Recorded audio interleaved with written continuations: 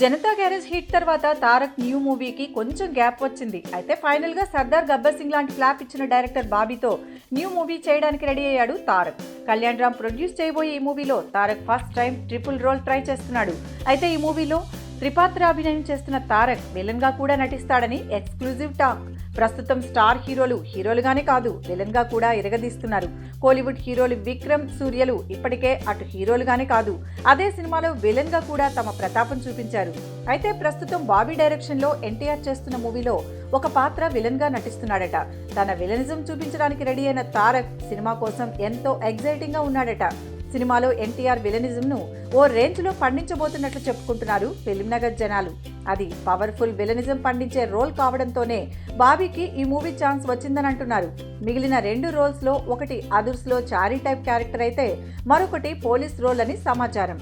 మరి ఈ 3 రోల్స్ లో ఎన్టీఆర్ ఎలా మెప్పిస్తాడో వేచి చూడాలి.